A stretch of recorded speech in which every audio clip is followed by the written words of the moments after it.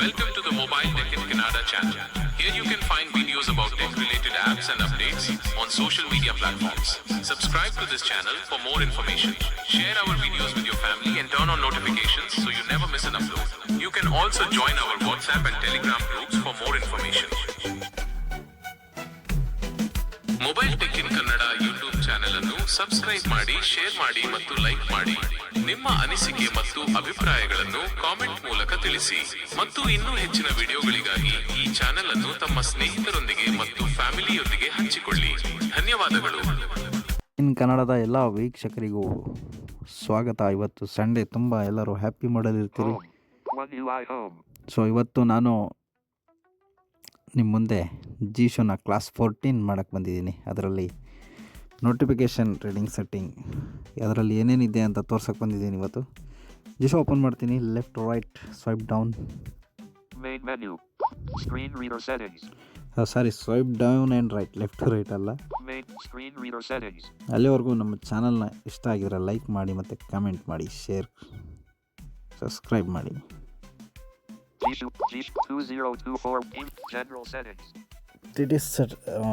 Notification reading setting ಒಳಗಡೆ ಹೋಗ್ತೀನಿ ನಾನು.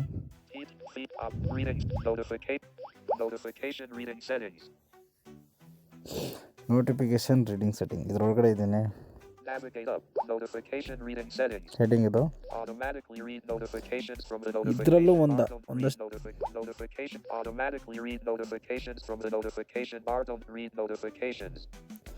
ಇದರಲ್ಲಿ ಸುಮಾರು ಥರದ ನೋಟಿಫಿಕೇಷನ್ಗಳು ಇದ್ದಾವೆ. ನಾನು ಒಂದೊಂದೇ ತೋರಿಸ್ತಾ ಹೋಗ್ತೀನಿ.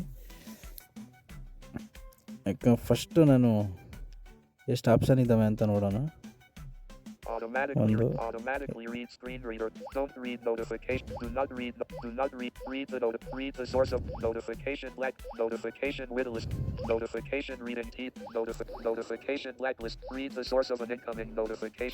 ಇಷ್ಟೆಲ್ಲ ಇದ್ದಾವೆ. ಅದಕ್ಕಿಂತ ಮುಂಚೆ ಇಲ್ಲಿ ಫಸ್ಟ್ ಒಂದು ಆಪ್ಷನ್ ಬರುತ್ತೆ. ಅದೇ ಒಂದು ಸಪ್ರೇಟ್ ಕ್ಯಾಟಗರಿ ಇದೆ ನೋಟಿಫಿಕೇಷನ್ದು. ಅದರಲ್ಲಿ ಒಂದು 3-4 ನೋಟಿಫಿಕೇಷನ್ ಇದ್ದಾವೆ. ಫಸ್ಟ್ ಅದು ನೋಡ್ಕೊಂಬರೋಣ.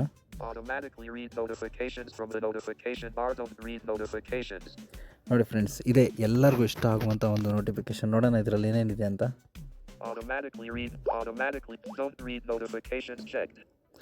ಡೋಂಟ್ ರೀಡ್ ನೋಟಿಫಿಕೇಷನ್ ಅಂದರೆ ನೀವು ಸ್ಕ್ರೀನ್ ಲಾಕ್ ಆಗಿರಲಿ, ಇಲ್ಲದೇ ಇರಲಿ, ಎಂಥ ಟೈಮಲ್ಲೂ ಅಥವಾ ಫೋನ್ ಏನಾದರೂ ಬ್ರೌಸಿಂಗ್ ಮಾಡ್ತಿರಲಿ, ಲೈನಲ್ಲಿರಲಿ, ಯಾವುದೇ ರೀತಿ ನೋಟಿಫಿಕೇಷನ್ನ ರೀಡ್ ಮಾಡಲ್ಲ.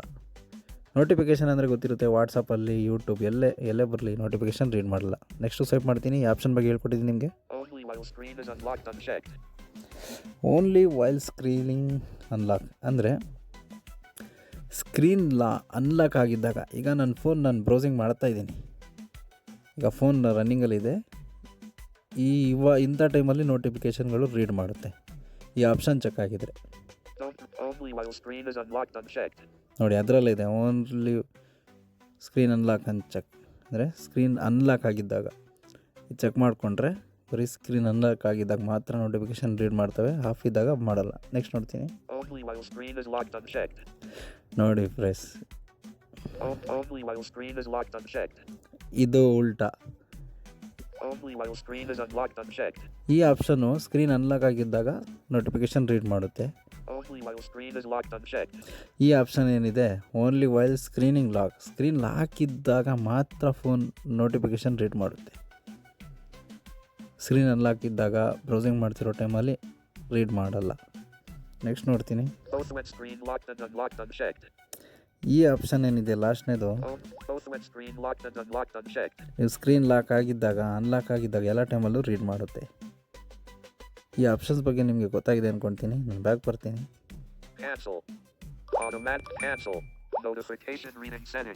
ಈಗ ನೆಕ್ಸ್ಟು ನಾನು ತೋರಿಸ್ತಾ ಹೋಗ್ತೀನಿ.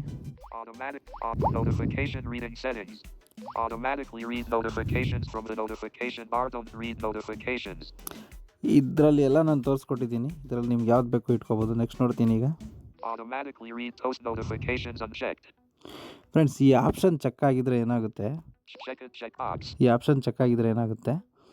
ಈಗ ಈ ಇನ್ಸ್ಟಾಗ್ರಾಮಲ್ಲಾಗಲಿ, ವಾಟ್ಸಪ್ಪಲ್ಲಾಗಲಿ ಎಲ್ಲೇ ನೀವು ಬ್ರೌಸಿಂಗ್ ಮಾಡ್ತಿರ್ತೀರ ಫೋನು, ಆ ಟೆಕ್ಸ್ಟ್ ಏನಿರುತ್ತೆ, ಉದಾಹರಣೆಗೆ ಇನ್ಸ್ಟಾಗ್ರಾಮೇ ತೊಗೋತೀನಿ ನಾನು. ಇನ್ಸ್ಟಾಗ್ರಾಮ್ ಇದ್ದಾಗ ಅಲ್ಲಿ ಲೈಕ್, ಶೇರ್, ಫಾಲೋ ಏನೇನೋ ಇರುತ್ತೆ.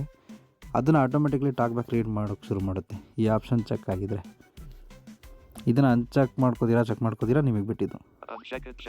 ನಾನು ಚೆಕ್ ಮಾಡಿದ್ದೀನಿ, ನಿಮ್ಗೆ ಬೇಕಂದರೆ read ಮಾಡಿಸ್ಕೋಬೋದು. Automatically read screen readers internal notifications checked. Automatically read screen readers internal notifications checked.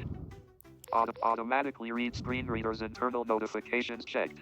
ಅಂದರೆ ಇದು G-Shock ಸಂಬಂಧಪಟ್ಟಂಗೆ ಇರುತ್ತೆ. Read screen reader internal notification ಅಂದರೆ ನಾವು G-Shock ಒಳಗಡೆ ಯಾವ್ದಾರು ಒಂದು ಜಸ್ಟರ್ ಅದು ಇದು ಏನಾರು ಇಟ್ಟಾಗ, ಈ ಜಸ್ಟರ್ ಇಟ್ಟು ಬ್ಯಾಕ್ ಬಂದಾಗ ಅದನ್ನು ಸೇವ್ ಅಂತ ಹೇಳಬೇಕು. ಅಂದರೆ ನಿಮ್ಗೆ ಗೊತ್ತಿರುತ್ತೆ, ಟಾಕ್ ಬ್ಯಾಕಲ್ಲೂ ಜಸ್ಟರ್ ಮಾಡಿರ್ತೀರ. ನೀವು ಜಸ್ಟರ್ ಮಾಡಿದಾಗ ಸೆಲೆಕ್ಟ್ ಆದಮೇಲೆ ಸೇವ್ ಅಥವಾ ಡನ್ ಏನಾದ್ರು ಬಂದಾಗ ಅದು ನೋಟಿಫಿಕೇಷನ್ ಹೇಳಬೇಕು ಅಂದರೆ ಈ ಆಪ್ಷನ್ ಚೆಕ್ ಆಗಿರಬೇಕಾಗುತ್ತೆ ನಿಮಗೆ.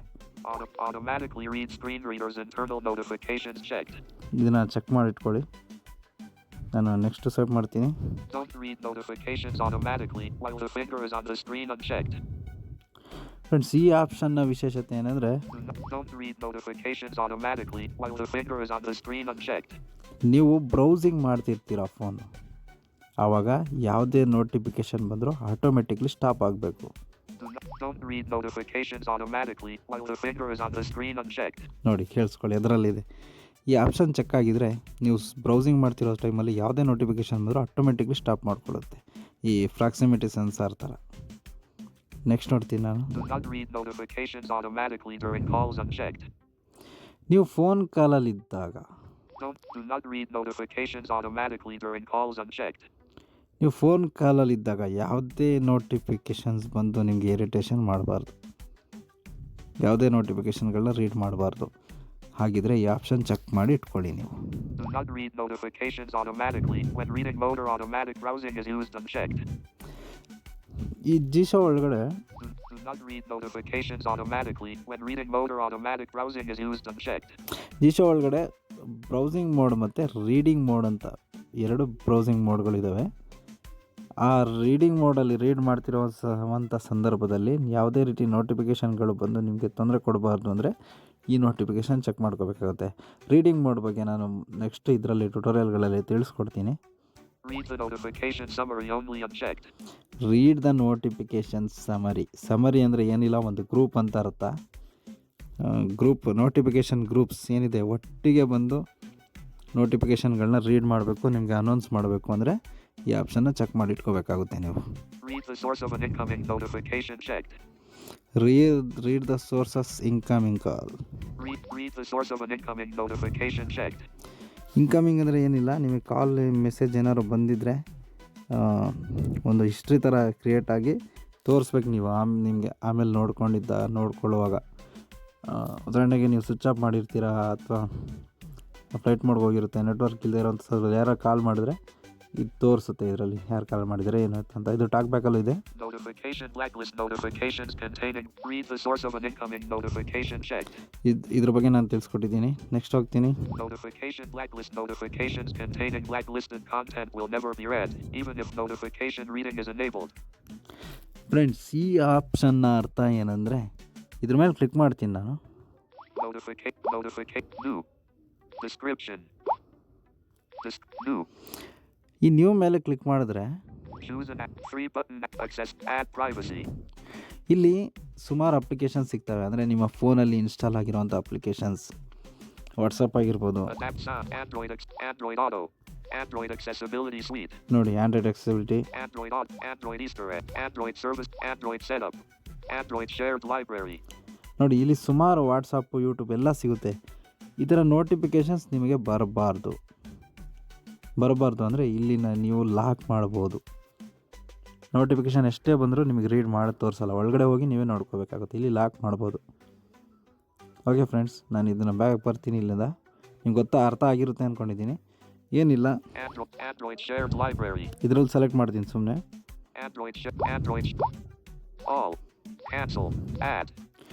All cancel add, all select ಮಾಡಿ ಆ್ಯಡ್ ಕೊಟ್ಟರೆ ಆಟೋಮೆಟಿಕ್ಲಿ ಇದರ ನೋಟಿಫಿಕೇಶನ್ ಬರೋದು ನಿಮಗೆ ಬಂದಾಗೋಗುತ್ತೆ.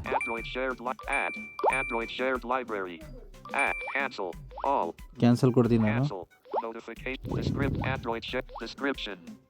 And notification. Android shared library. New. Notification. Android shared. Notification. ಇನ್ನೊಂದು ಲಾಸ್ಟಲ್ಲಿ ಒಂದು ಆಪ್ಷನ್ ಇದೆ ಅಂತ ತೋರಿಸ್ತೀನಿ.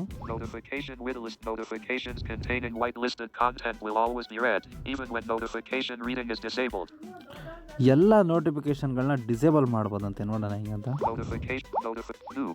ನೀವು ಇದರಲ್ಲೂ ಏನಿದೆ ನೋಡೋಣ. Choose an app. 3. Accessibility. ಇದರಲ್ಲೂ ಸೇಮ್ ಇದೆ ಫ್ರೆಂಡ್ಸ್. ಇದರಲ್ಲೂ ಸೇಮ್ನೇ ಎಲ್ಲ ಆಪ್ಷನ್ ನಿಮ್ಮ ಫೋನಲ್ಲಿ ಯಾವುದು ಸ್ಟೋರೇಜಲ್ಲಿ ಏನು ಫಂಕ್ಷನ್ಸ್ ಕ್ರಿಯೇಟ್ ಆಗಿದ್ದಾವೆ ಅದರನ್ನೆಲ್ಲ block ಮಾಡಿಡ್ಬೋದು.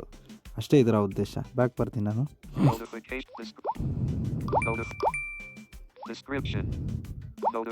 Notification reading TTS settings. Notification reading TTS setting ಅಂದರೆ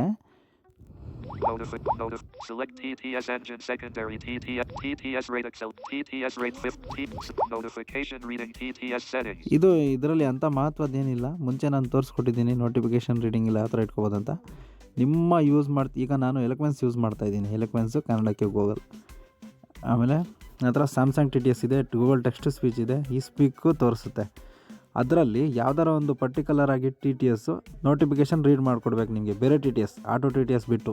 Select notification reading. Select TTS engine secondary. No audio channel media unavailable. ಆ ಥರ ಮಾಡ್ಕೋಬೇಕಂದ್ರೆ ನೀವು ಯಾವ್ದಾರು ಬೇರೆ TTS ಎಲಕ್ವೆನ್ಸ್ ಬಿಟ್ಟು ಅಥವಾ ಗೂಗಲ್ ಬಿಟ್ಟು ಬೇರೆ TTS ರೀಡ್ ಮಾಡಬೇಕಂದ್ರೆ ಇಲ್ಲಿ ನೀವು ಸೆಲೆಕ್ಟ್ ಮಾಡ್ಕೋಬೋದು. ಓಕೆ ಫ್ರೆಂಡ್ಸ್, ನಮ್ಮ ಚಾನಲ್ ನಿಮಗೆ ಇಷ್ಟ ಆಗಿದ್ರೆ ಲೈಕ್ ಮಾಡಿ, ಕಮೆಂಟ್ ಮಾಡಿ, ಶೇರ್ ಮಾಡಿ. ಧನ್ಯವಾದಗಳು.